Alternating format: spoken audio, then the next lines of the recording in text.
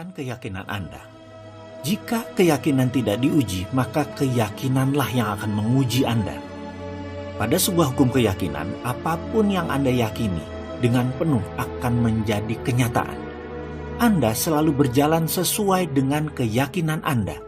Anda selalu berjalan konsisten dengan keyakinan Anda, tidak peduli benar atau salah. Semua yang Anda yakini saat ini adalah hasil sebuah proses pembelajaran selama kehidupan Anda kemarin. Namun, begitu keyakinan tersebut jalan di tempat, pada saat ini Anda wajib memiliki keyakinan baru. Bagaimana membentuk keyakinan baru tersebut? Milikilah keyakinan yang sejalan dengan kemajuan. Ingat, keyakinan Anda sangat menentukan kehidupan nyata Anda. Anda bukan mempercayai yang Anda lihat, tetapi Anda melihat apa yang Anda yakini. Dan ketahuilah, keyakinan yang paling berbahaya adalah kepercayaan yang membatasi diri atau self-limiting belief. Ini adalah jenis keyakinan terhadap diri Anda, terhadap potensi Anda yang menghambat Anda. Banyaknya keyakinan seperti ini adalah keyakinan yang Anda terima tanpa melihat kebenarannya. Hanya kumpulan pemikiran orang sekitar Anda yang Anda angguk. Misalnya ada sebuah situasi, lalu Anda bilang, ya itu kan hanya untuk orang kaya, bukan untuk kita. Atau, ngapain sukses atau kaya kalau nggak bahagia? Hidup kan yang penting bahagia. Atau Anda menyatakan begini, ini informasi apaan sih? Paling sama aja ngajarin ilmu tapi susah dipraktekin. Perhatikan 3 kalimat tersebut. Pernyataan pertama membuktikan bahwa dalam pikiran Anda memilih berjarak dengan kekayaan, berjarak dengan kesuksesan. Anda memilih diri Anda tidak layak untuk sukses. Pernyataan kedua, Anda memilih berpikir bahwa kaya atau miskin tidak penting. Yang penting bahagia. Anda berpikir bahwa kaya itu merepotkan, bahwa kaya itu menjadi ancaman. Namun, dalam kondisi tidak kaya, Anda akan sering digoda dengan kenyamanan orang kaya, sehingga kekesalan Anda memuncak atas usaha mencari kebahagiaan yang tersandung-sandung. Pernyataan ketiga, Anda menyatakan lelah atas banyaknya peluang yang mendatangi Anda karena permintaan Anda untuk sukses, tetapi Anda tidak mencapainya. Artinya, Anda menolak untuk sukses. Dalam benak Anda, sukses itu susah, jadi lebih baik stop belajar. Jika Anda benar yakin bahwa Anda memang tidak mampu dalam bidang mencari kemakmuran, mencari kesuksesan, dan menghasilkan uang banyak, kepercayaan ini benar dalam kehidupan Anda. Saya berani jujur mengatakan karena dulu saya berpikir seperti itu, sehingga saya memutuskan untuk merubahnya. Dan setelah saya belajar melalui terseok-seok dan jalan susah, saya harap saya bisa berbagi pelajaran pengalaman hidup ini untuk Anda bahwa ternyata ada cara mudah. Magnet hidup. Dalam dunia fisika ada hukum daya tarik yang kita kenal dengan istilah magnet hidup. Nah, Anda adalah magnet hidup dan pikiran Anda adalah motornya. Artinya, Anda akan menarik orang-orang, peluang-peluang, dan keadaan yang serasi dengan pemikiran-pemikiran dominan Anda ke dalam kehidupan Anda. Intinya, sekali lagi, semua yang datang ke Anda adalah Anda yang menariknya. Jika memikirkan pemikiran-pemikiran yang positif, optimis, penuh kasih sayang, dan menyukseskan, Anda akan menciptakan medan magnet yang menarik. Seperti halnya besi terhadap magnet, apapun yang Anda pikirkan akan tertarik dalam hidup Anda. Hukum ini menjelaskan mengapa Anda tidak perlu merisaukan dari mana Anda memperoleh hal-hal yang baik-baik dari diri Anda. Jika Anda membuat diri Anda benar-benar terfokus pada apa yang Anda inginkan dan menghilangkan pemikiran-pemikiran tentang apa yang tidak Anda inginkan, dengan sendirinya Anda akan menarik segala sesuatu yang Anda perlukan untuk mencapai tujuan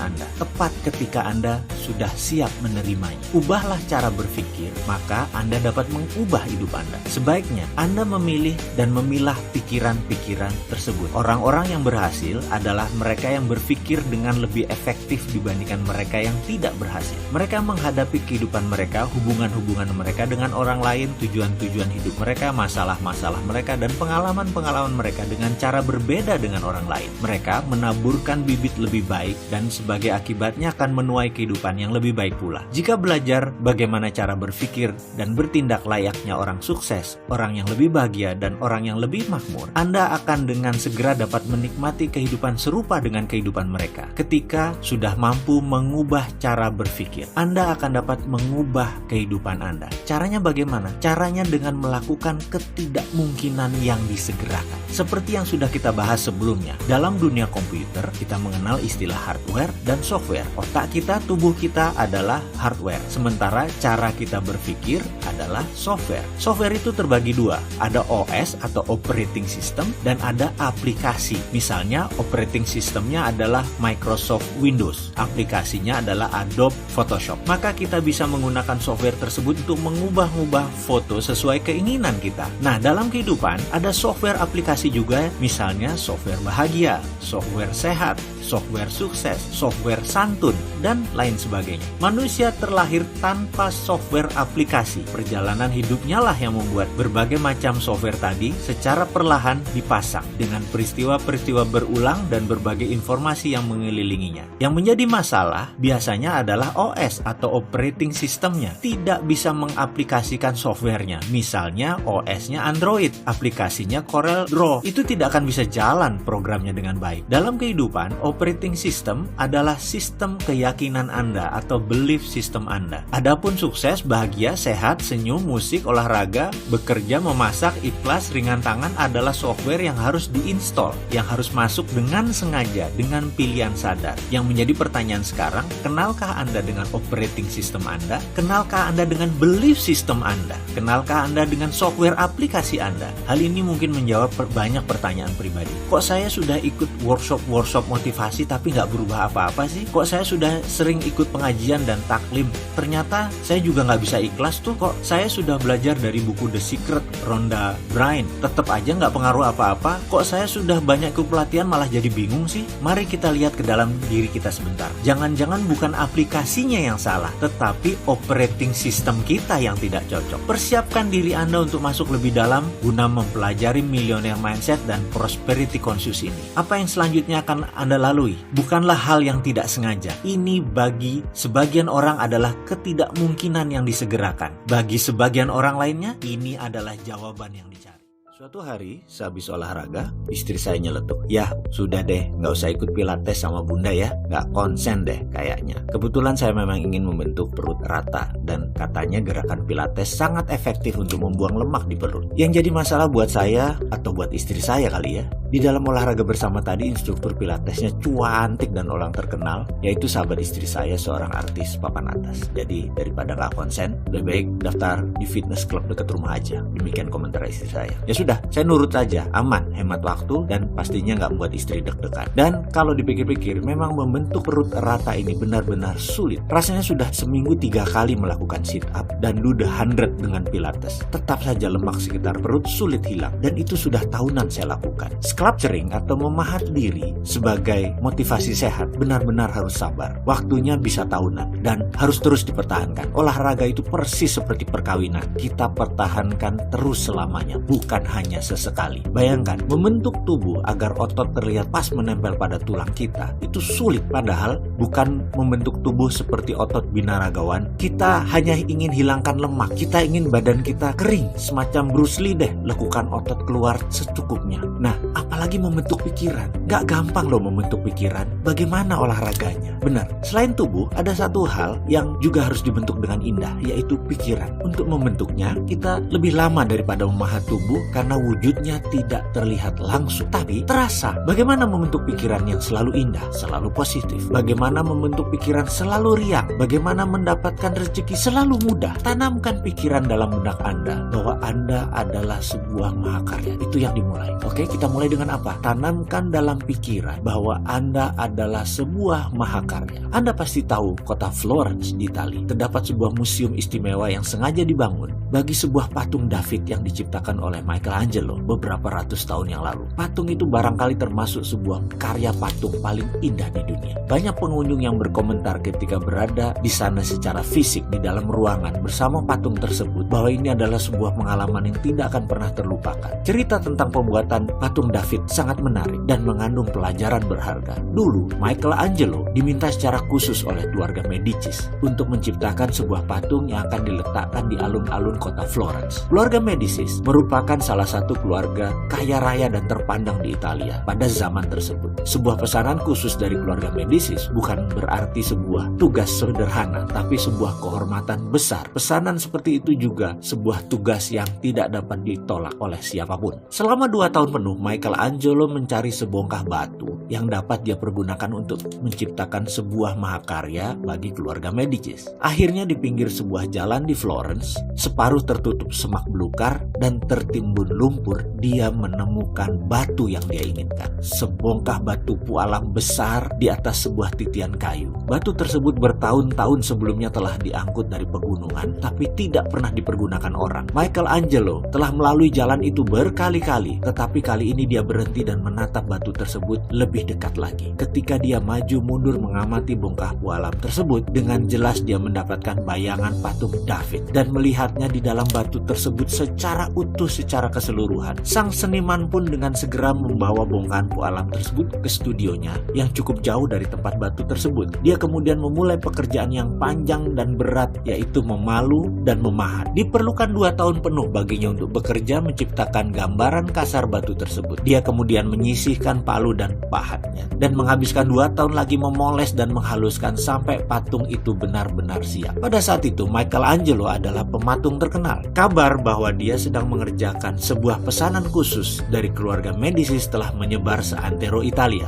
Ketika waktunya tiba untuk mempertontonkan patung tersebut ke publik, ribuan orang datang dari seluruh Italia dan berkumpul di alun-alun kota. Ketika selubung yang menutupi patung dibuka, kerumunan massa yang berada di sana tercengang dengan mulut ternganga. Patung itu luar biasa indah dan orang bersorak. Para pengunjung merasa kagum melihat kecantikan luar biasa patung hebat ini. Michelangelo dengan segera dikenal sebagai pematung terhebat pada zamannya. Sesudah itu, ketika Michelangelo ditanya bagaimana dia dapat menciptakan sebuah mahakarya seperti itu, dia menjawab dengan mengatakan bahwa dia telah melihat David dengan lengkap dan sempurna pada batu pualam yang ditemukan saat mentah, dan yang dia lakukan hanya membuang apa-apa yang bukan David. Sekali lagi, ini yang ditekankan. Michelangelo hanya membuang apa-apa yang bukan David. Terdapat beberapa kesamaan antara Anda dan patung David. Anda pun kurang lebih seperti sebuah mahakarya yang hebat terdapat dalam sebongkah pualam. Akan tetapi pualam yang menutupi Anda, seperti juga kebanyakan orang lain, adalah pemikiran-pemikiran sempit yang terbatas serta kekhawatiran-kekhawatiran yang berlebihan terhadap berbagai kemungkinan kerugian atau kegagalan. Bukannya antisipasi penuh semangat menyongsong kedatangan kesuksesan dan keberhasilan. Agar dapat menyadari potensi Anda, yang mendesak dan perlu kita lakukan adalah menjebol pemikiran terbatas tersebut. Kita dengan memimpikan impian yang besar dan membayangkan berbagai kemungkinan yang tak terbatas. Namun ingatlah, bahkan setelah David dibebaskan dari batu pualam, Michelangelo masih membutuhkan 2 tahun penuh untuk memoles dan menghaluskannya demi menjadikan sebuah mahakarya. Demikian juga kita yang harus terus-menerus melakukan pemolesan, penghalusan, belajar, berlatih selama berhari-hari, berminggu-minggu, berbulan-bulan, bahkan bertahun-tahun demi mengembangkan dan mengeluarkan semua bakat dan kebiasaan sukses yang terdapat jauh di dalam diri kita. Menyambung video di awal, tujuan membentuk perut rata bagi pria seperti saya yang berada di pertengahan usia 50-an merupakan hal yang sulit. Setidaknya begitulah menurut saya. Bahkan untuk memotivasi saya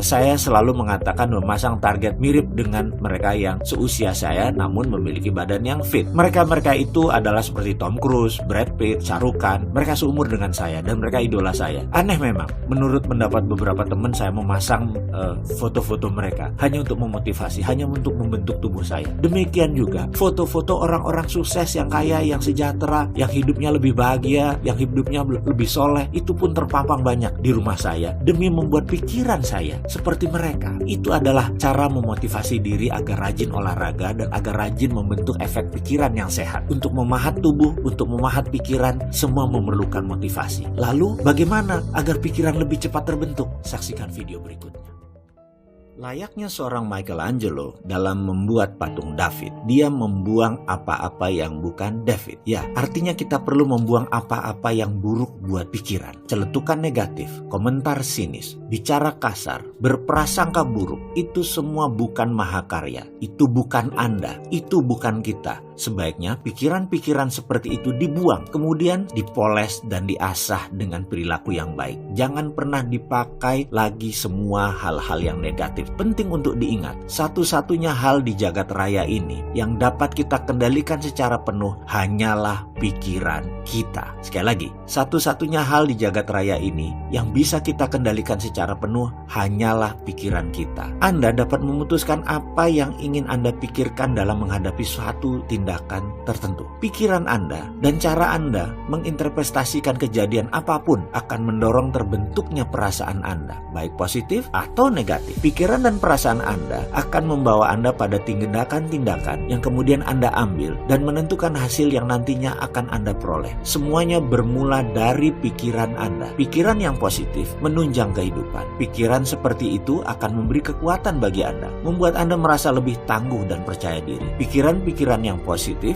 bukan hanya sebuah ide yang bersifat memotivasi. Pikiran seperti ini juga memiliki efek-efek konstruktif yang besarnya dapat diukur terhadap kepribadian Anda, terhadap kesehatan Anda, terhadap tingkat spirit energi Anda, dan kreativitas Anda. Semakin positif dan optimis Anda, semakin bahagia Anda dalam setiap aspek kehidupan. Pikiran-pikiran yang negatif akan mendatangkan hasil sebaliknya. Pikiran-pikiran seperti ini akan menekan dan membuat Anda merasa lebih lemah, kurang percaya diri. Kapanpun Anda berpikir atau mengatakan sesuatu yang negatif, Anda sebenarnya sedang melemahkan kekuatan Anda sendiri. Anda merasa marah, Anda defensif, Anda point finger, menunjuk, Anda frustrasi, Anda blame, menuduh, Anda accuse, Anda denial, Anda menyangkal, Anda tidak bahagia. Lambat laun, pemikiran yang negatif akan membuat Anda sakit secara fisik, bahkan dapat meracuni hubungan-hubungan Anda dengan orang lain. Berbeda dengan pikiran positif yang akan memberikan Anda kesehatan mental dan prestasi puncak. Pikiran negatif menimbulkan penyakit mental, menurunkan efektivitas. Oleh karena itu, jika ingin mendapatkan kehidupan yang indah, Anda harus mengarahkan sasaran-sasaran Anda pada penanaman berbagai emosi positif dalam diri dan membuang jauh-jauh emosi negatif. Penghapusan emosi negatif adalah salah satu langkah yang sangat penting yang dapat Anda lakukan demi mendapatkan kesehatan, kebahagiaan, dan kesejahteraan pribadi. Setiap kali Anda memegang kendali penuh atas pikiran dan perasaan Anda. Sekali lagi, Anda memegang kendali penuh atas pikiran dan perasaan Anda, serta disiplin diri agar tetap memelihara pikiran-pikiran dan perasaan-perasaan yang positif. Kualitas hidup Anda, baik mental maupun fisik, akan meningkat. Ketiadaan emosi negatif akan membuat pikiran Anda secara otomatis terisi emosi-emosi yang positif, yang menghasilkan perasaan bahagia dan puas. Putuskan sekarang bahwa Anda memilih apa yang Anda ingin pikirkan. Hukum substansi mengatakan otak Anda hanya mempunyai cukup ruang bagi satu pikiran setiap kalinya, baik itu positif atau negatif. Anda dapat mengganti sebuah pikiran negatif dengan sebuah pikiran positif kapanpun Anda mau. Anda dapat mengaplikasikan hukum ini dengan berpikir tentang sesuatu yang positif secara sengaja. Setiap kali Anda ingin menghapus sebuah pikiran atau perasaan yang membuat Anda marah atau bahagia, pilihlah sebuah peristiwa yang membuat Anda bahagia dan langsung pada saat itu juga Anda berubah menjadi positif. Hukum kebiasaan mengatakan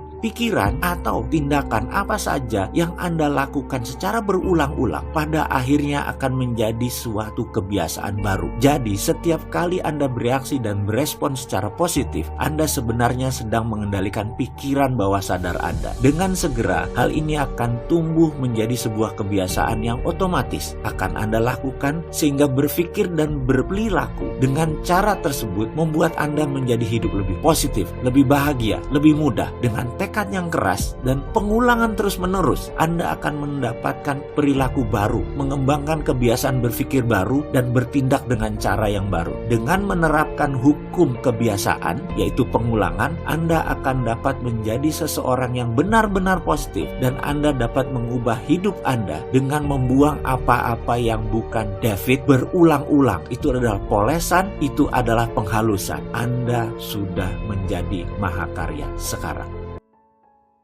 Anda tercipta untuk sukses. Secara keseluruhan, Anda adalah makhluk manusia yang terlahir sempurna. Setiap orang pada dasarnya baik dan diberi hak untuk menjadi lebih baik berhak mendapat kesuksesan dan kebahagiaan. Begitu pula Anda. Anda berhak memperoleh hubungan dengan pasangan yang berbahagia, kesehatan yang sempurna.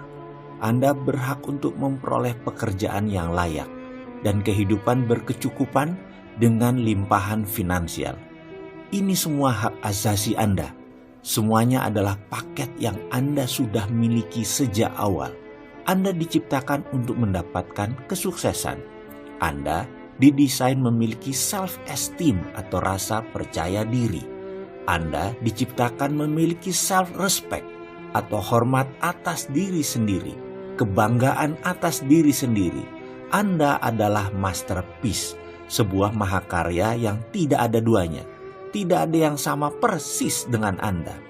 Anda diciptakan sebagai co-creator to God atau pencipta nomor 2 setelah Tuhan. Anda memiliki bakat dan kemampuan terpendam yang menakjubkan. Gali dan pertemukan semua potensi itu, maka Anda akan memperoleh apa yang Anda impikan. Be careful of what you wish for. Itu benar. Hati-hati dengan apa yang Anda inginkan dan Anda ucapkan. Bersama video ini saya persembahkan, saya sudah membuktikan ini semua dalam perjalanan hidup saya. Sekarang giliran Anda. Ketahuilah, Anda hidup di zaman yang sangat mengagumkan, zaman yang paling hebat dalam sejarah umat manusia. Anda dikelilingi oleh banyak peluang yang Anda dapat manfaatkan untuk meraih impian-impian Anda. Semua alat penunjangnya pun lengkap. Satu-satunya batas nyata yang menjadi penghalang Anda untuk mencapai adalah batasan-batasan yang ada dalam diri Anda sendiri. Batasan yang di dalam pikiran Anda sendiri, hasil pemikiran Anda sendiri. Padahal masa depan Anda sesungguhnya terbuka, lebar, dan nyaris tak terbatas. Ingatlah bahwa walaupun kita tidak bisa menemukan kata-kata yang tepat atau kalimat yang indah, Tuhan tetap mengerti niat dan doa umat.